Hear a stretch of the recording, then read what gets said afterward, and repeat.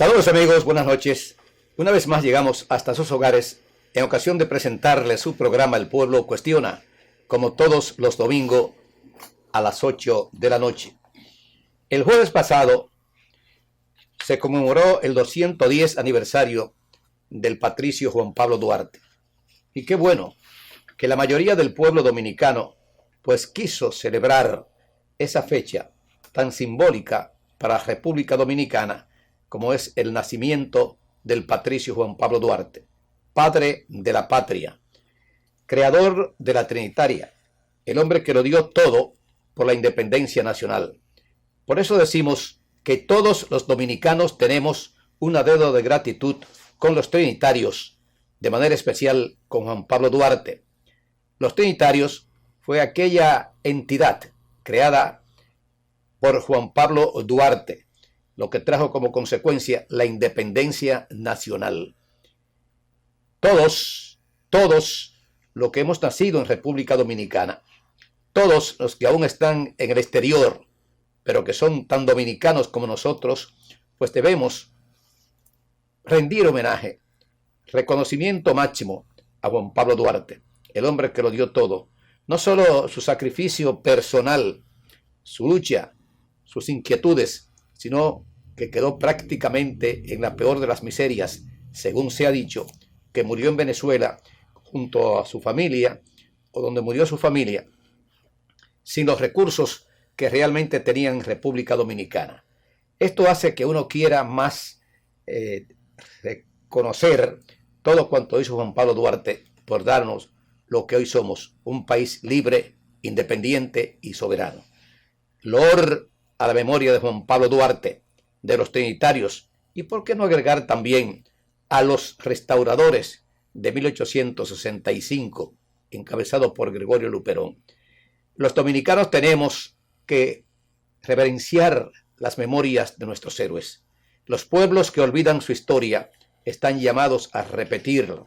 Por eso, República Dominicana rinde homenaje a Juan Pablo Duarte, a la Trinitaria, a los restauradores, en fin, a todo aquel que de una manera u otra pues se sacrificó y dio hasta su vida, o dieron hasta sus vidas por darnos una patria libre, independiente y soberana. Hoy vamos a iniciar una serie de mini charlas de segundos prácticamente. Usted y nosotros tenemos una deuda de gratitud con la humanidad.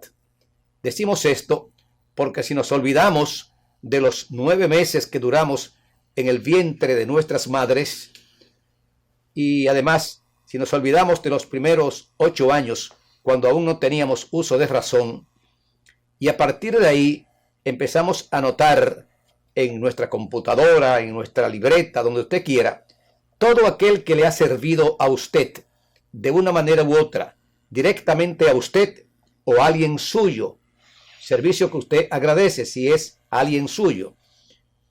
Estamos en defecto con la humanidad. Tenemos una deuda de gratitud con la humanidad. La humanidad es el todo que nos rodea. Personas que no conocemos, pero que aún nos han servido. Y ni hablar de los que conocemos y que nos prestaron algún servicio de una manera u otra. No hay una sola persona, por lo menos en República Dominicana, no importa el rango que tenga, no importa la posición económica, política, social que tenga, que pueda decir que no le agradece algo a alguien, directamente e indirectamente. Es decir, tanto a uno personal como a alguien nuestro. Por eso, esa deuda de gratitud tenemos que reconocerla.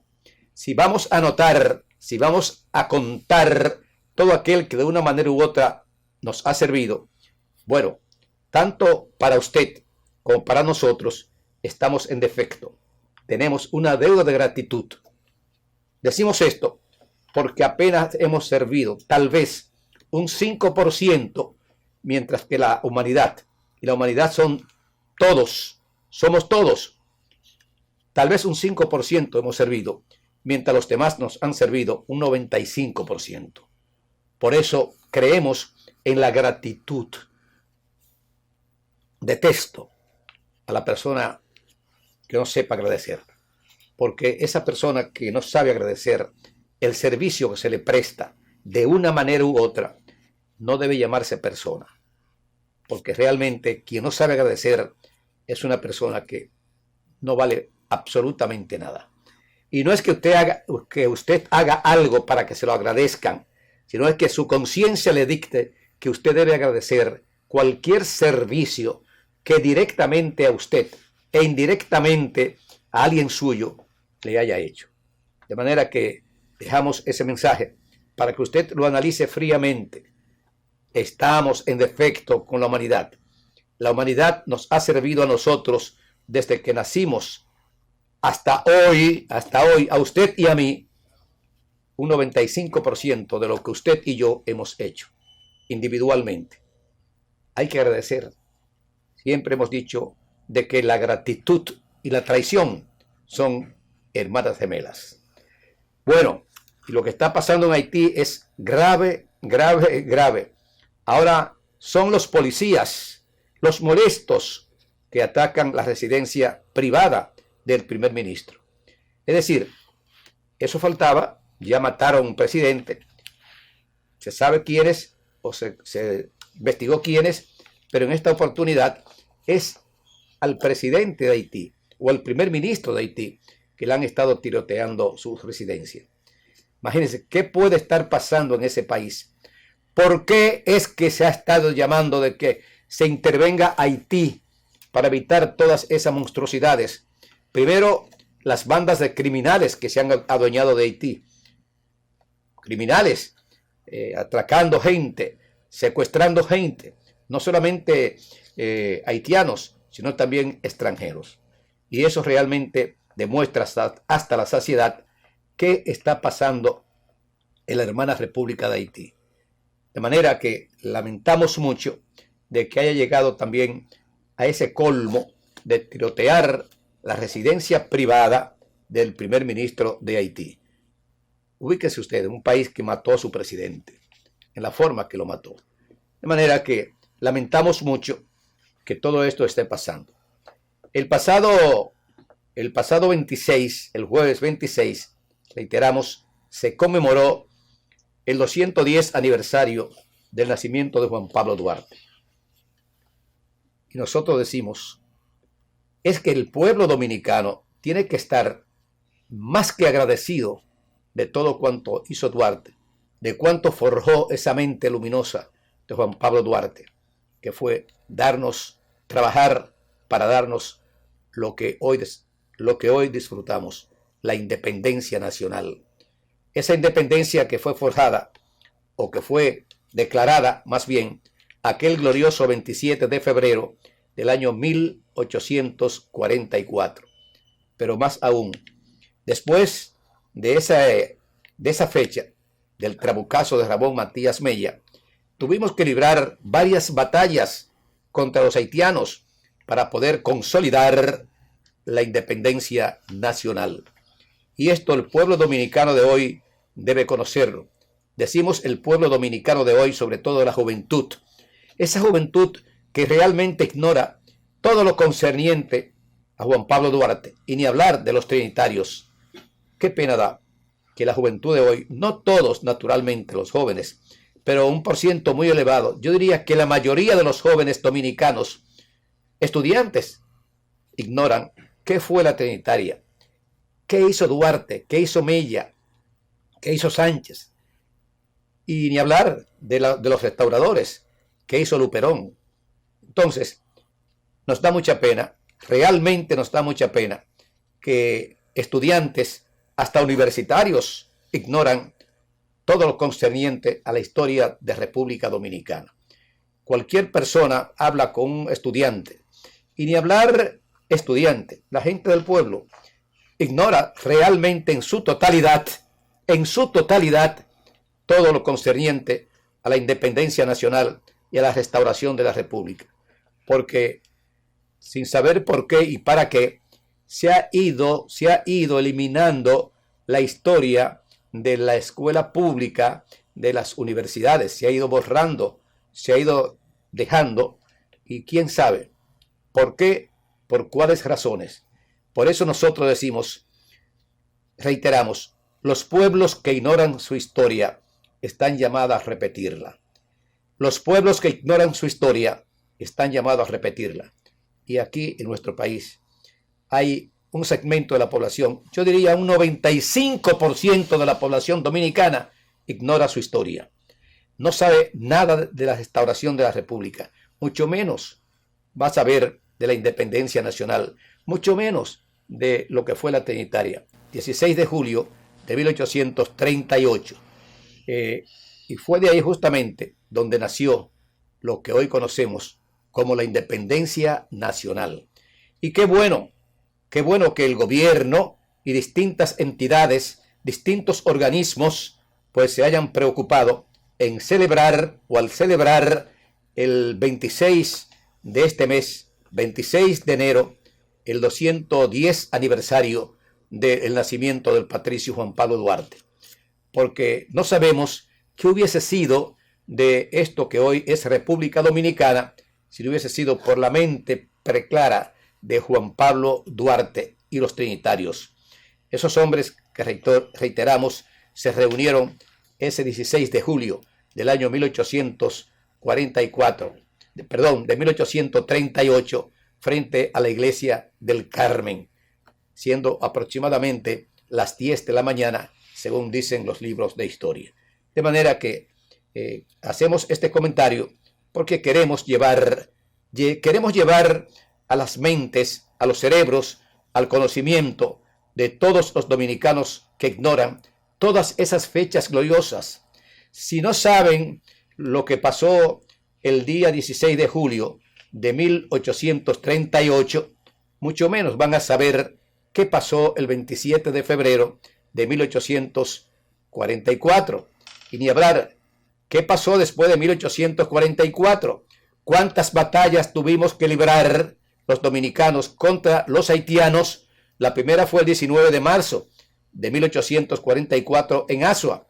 Y la segunda, otra batalla, gran batalla, fue el 30 de marzo en Santiago de los Caballeros.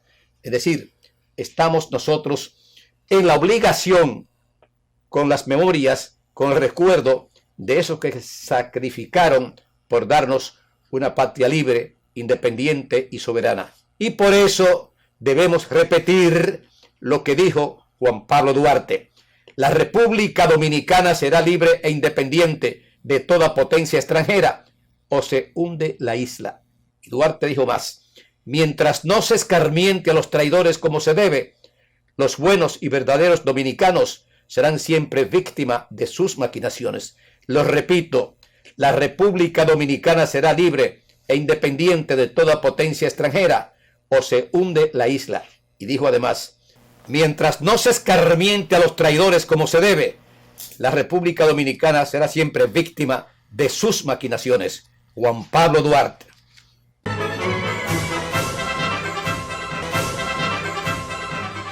Iniciamos, amigos, formalmente la entrevista, una corta entrevista por razones muy ajenas a nuestra voluntad y de nuestro invitado, pues el tiempo ha transcurrido porque el tránsito está insoportable y el invitado especial pues no pudo llegar a tiempo. Sin embargo, está invitado para una próxima comparecencia en El Pueblo Cuestiona. Gracias. Hablamos del doctor Julio Manuel Rodríguez Grullón. Él es vicepresidente del Instituto Duartiano. Quisimos invitarlo porque todo el mundo sabe que el pasado 26, o sea, el jueves 26, se conmemoró el 210 aniversario del nacimiento de Juan Pablo Duarte. Y creemos nosotros no, todo el pueblo considera que los medios de comunicación no pueden dejar pasar esa fecha tan importante para la República Dominicana. Por eso quisimos invitar a un representante del Instituto Duartiano, el doctor Julio Manuel Rodríguez Grullón. Díganos, siéntese en su casa, díganos, ¿cómo usted opina que se ha celebrado este aniversario, el 210 del nacimiento de Duarte? Una vez más, en este aniversario se confirma la visión de Duarte. Porque en 1844 los haitianos eran 5 veces la población dominicana. Los haitianos tenían más recursos. Y más había armas, más gente. De todo. Y había personas que decían que no podíamos independizarnos de los haitianos, que tendríamos que someternos a una potencia extranjera, que en ese momento era Francia, la interesada en coger la isla. Claro. Que se lo habían dado con el Tratado de Ryswick y con el de Basilea a los españoles. Pero Duarte decía que no, que se podía ser independiente. ¿En qué se basaba Duarte? Mire, el problema que tienen los haitianos todavía. Los franceses trajeron sus esclavos de distintas tribus de África y ellos no se comunican. Tenían problemas. El creol ni siquiera fue un idioma de ellos, eran los capataces que lo atendían. Y entonces eso es lo que le dio un idioma, pero que ni siquiera todos lo hablaban.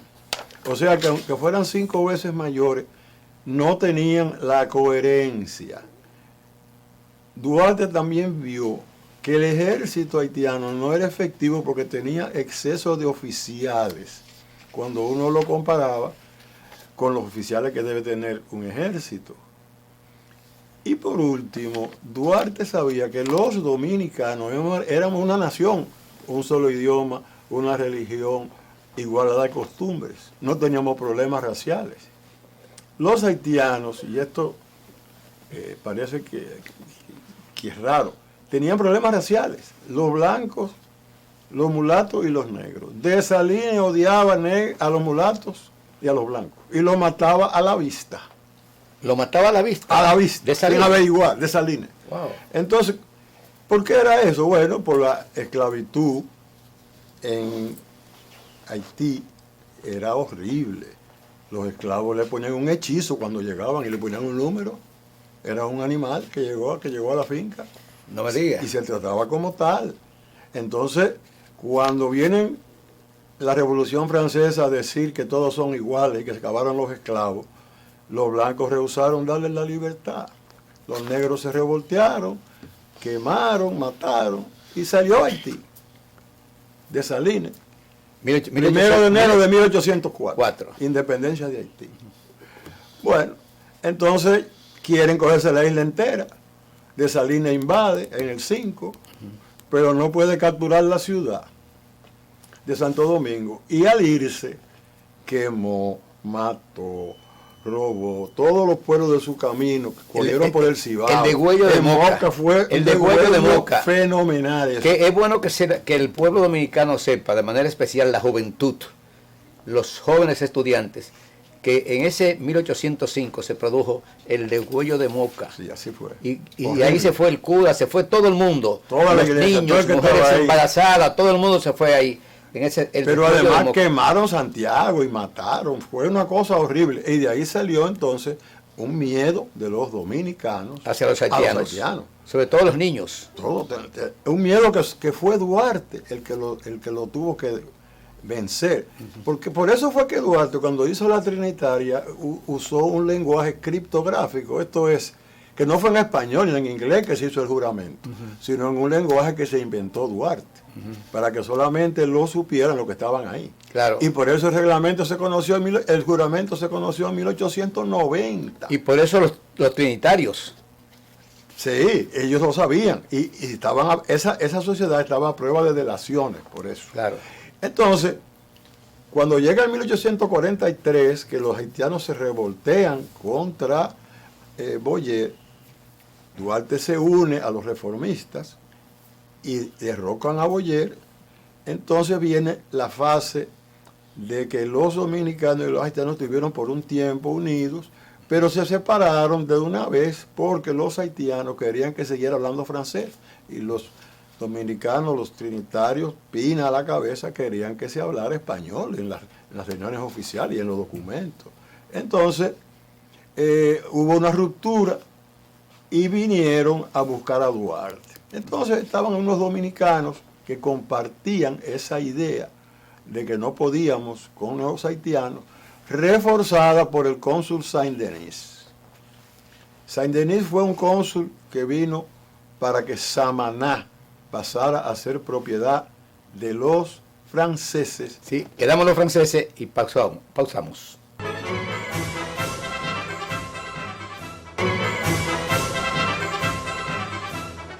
Continuamos, amigos, con esta importantísima comparecencia, muy breve por cierto, pero él volverá al programa porque él tiene un libro titulado Duarte 25. Duarte 25. Es decir, que él tenía 25 años. Cuando fundó la Trinitaria. Cuando fundó la Trinitaria. Que la gente no sabe eso. No, y que la imagen que hay de cuando él tenía 60 años. Exacto, esa es la que se ha difundido. Este país lo fundó un hombre joven, de 25 años de edad.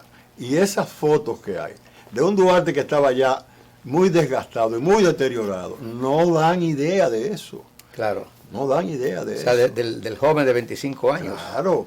Y lo que hizo de los 25 a los 31. Con toda su energía. Seguro. Claro, que lo querían fusilar, por eso tuvo que salir. Bueno, esa fue en el relato que ya estábamos haciendo. Como los haitianos se dieron cuenta de la fortaleza de los trinitarios, mandaron a buscar al nuevo líder haitiano, que era Herard, Charles Herard, que no sabía ni siquiera que los dominicanos hablaban español. Cuando llegó por la Jabón se sorprendió que no podía hablar con nadie. Entonces, ese señor viene buscando a Duarte y él tiene que escapar porque eran 12.000 soldados en una ciudad que tenía 10.000 habitantes y no había dónde esconderse y Duarte se fue. Claro. Pero quedaron entonces... Creo que se escondió por ahí, por la hoy Avenida España, por ahí. Se tuvo que esconder en varios sitios. En varios sitios. Sí, porque era... Que había, creo que un haitiano que fue que tuvo que ver con eso. Bueno, sí, inclusive habían haitianos que lo protegían porque eran de la Reforma. Exacto. Pero esa idea, ese periodo de los haitianos, que es llamado la Reforma, se hizo una asamblea en Haití para hacer una nueva constitución después de la caída de Boyer. Y los candidatos de Duarte triunfaron en todos los sitios. Entonces Boyer, Herard los cambió. Y así es que Buenaventura Báez, que no creía en República Dominicana, surge en la política y hace el plan Levasseur, que era darle a Samaná a los franceses para que se pagaran la deuda de la independencia de Haití. Y eso fue lo que motivó que viniera el cónsul Saint-Denis, asegurarse de que eso ocurriera. Llegó tirando cañonazos, haciendo un gran derroche de poder. Y es el que hace que los reformistas, no los reformistas, sino los dominicanos aliados a los reformistas haitianos, triunfaran sobre Duarte. Saint-Denis, el cónsul francés que vino para que Samaná pasara a ser propiedad de Francia. Entonces, el país quedó en manos de Santana y Bobadilla, que eran afrancesados. El plan Levasseur fracasó porque lo rechazaron en París, el canciller. Pero entonces ellos quisieron seguir buscando quién se hiciera cargo de esto. No se dice mucho. Santana anexó el país a España en 1861 y Báez a Estados Unidos en 1868. Eran de la misma mentalidad los dos. Claro. Entonces, ¿por qué no se habla de la de Estados Unidos? Porque allí un pacto de esa magnitud tenía que ir al Senado para que lo confirmara.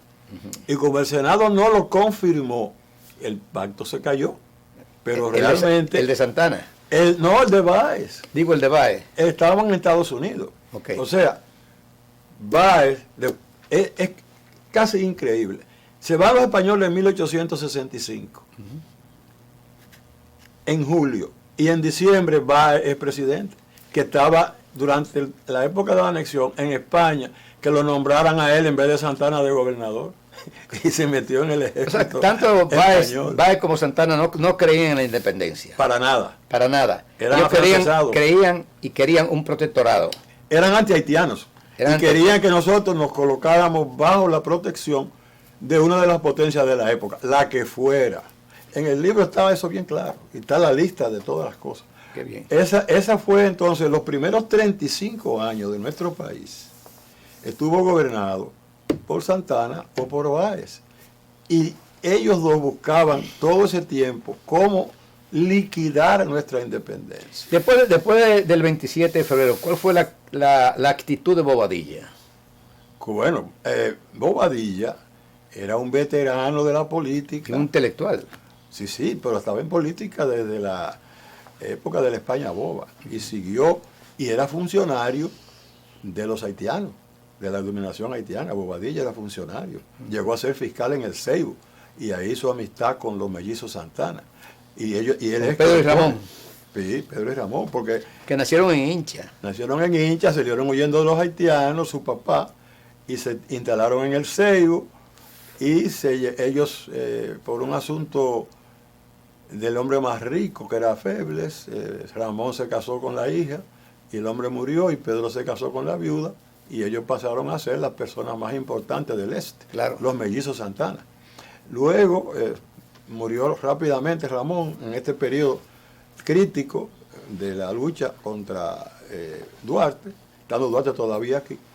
Pero el punto que hay que enfatizar, Duarte no pudo controlar el país por la intervención de Saint-Denis, que hizo que los afrancesados, específicamente Bobadilla y Santana, tomaran el poder y tuviera que irse Duarte.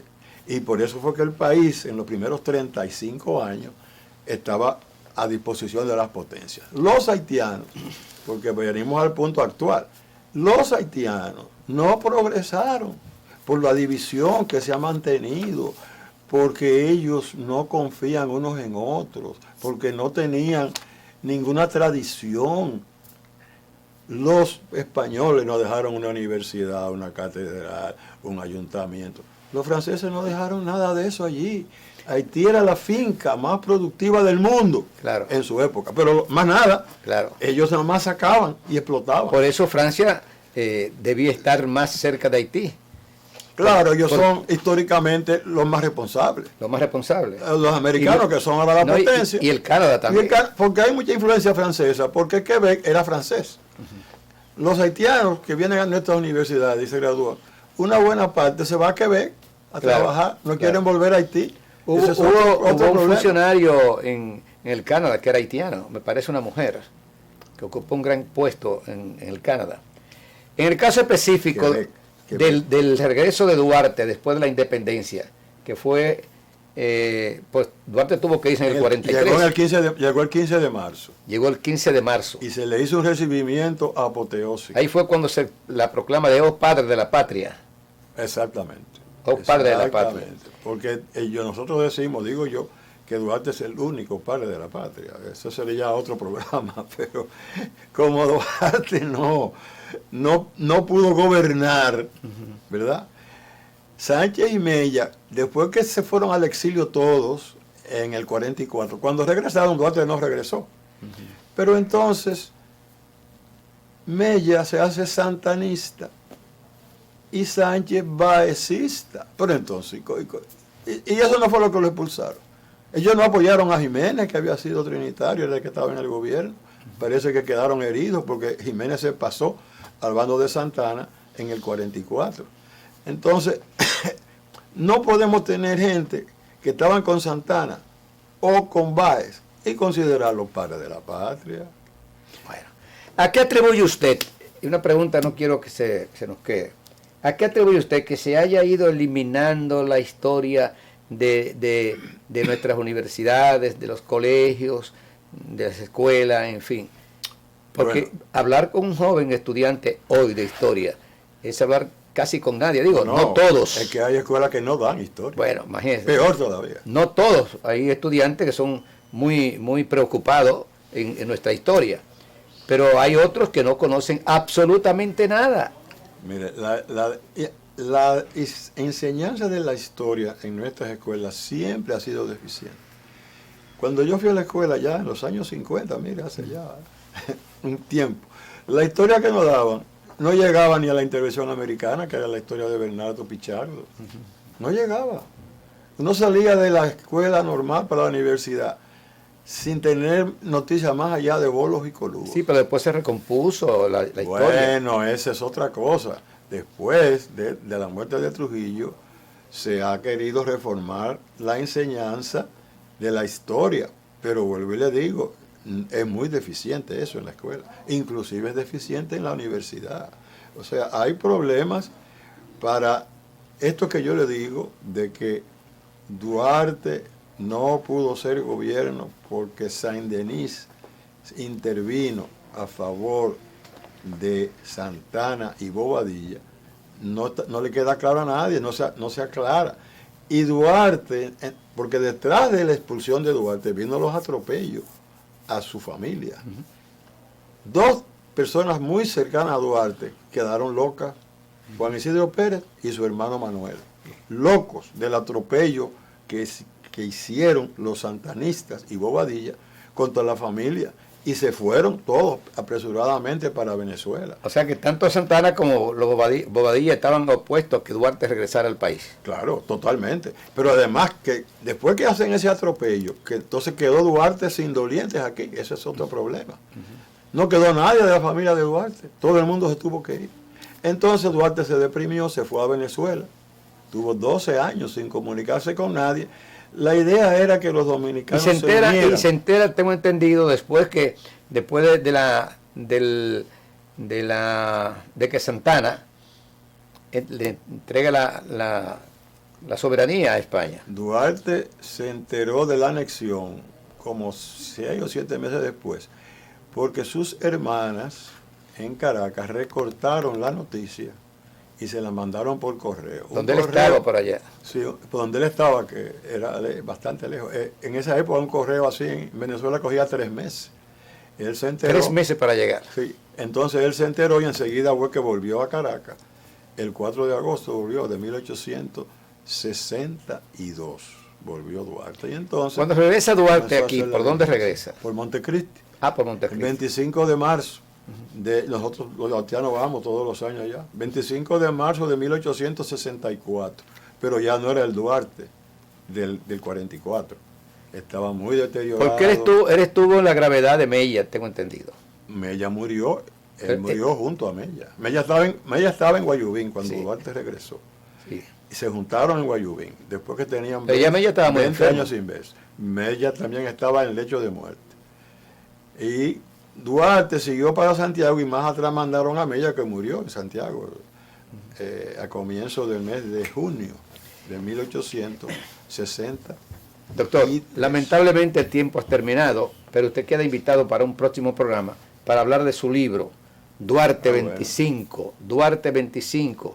¿Y por qué Duarte 25? Porque Duarte, cuando fundó la Trinitaria, tenía 25 años. Correcto. O sea, esa es la idea, enfatizar eso. Era prácticamente un niño, 25 años. No era un hombre que tenía canas, ni era un anciano, sino un hombre de 25 años, un joven. Descrito por Serra en los apuntes para la historia de los trinitarios, el rostro de Duarte a los 25 años. Y reiteramos de que la Trinitaria la funda Duarte, los trinitarios, el 16 de julio. 16 de julio de 1840. No, 38. 38. Tengo el 44 metido por la independencia. Esa fue la independencia. 16 de julio de 1838 frente a la iglesia del Carmen. Exactamente. Y aprovecharon que era día de fiesta. Había una procesión. Y se introdujeron se acordaron visitarse en la casa de Chepita. Que quedaba enfrente. La madre de Juan Isidro Pérez. Que quedaba frente a la iglesia. Amigos telespectadores, República Dominicana, acabaron de escuchar El Pueblo Cuestiona. Hoy, lamentablemente, tuvimos que hacer varios comentarios iniciales porque nuestro invitado, pues, tuvo algún problema en el tránsito y llegó un poco tarde, no porque él quiso, sino porque la situación, pues, se lo demandó así. Pero lo tendremos próximamente aquí para analizar, para hablar sobre el libro Duarte 25. Duarte 25, poca gente sabe de que Duarte apenas tenía 25 años cuando funda la Sociedad Patriótica La Trinitaria. Amigos telespectadores, será pues hasta la próxima. Arcilio Veloz estuvo con ustedes.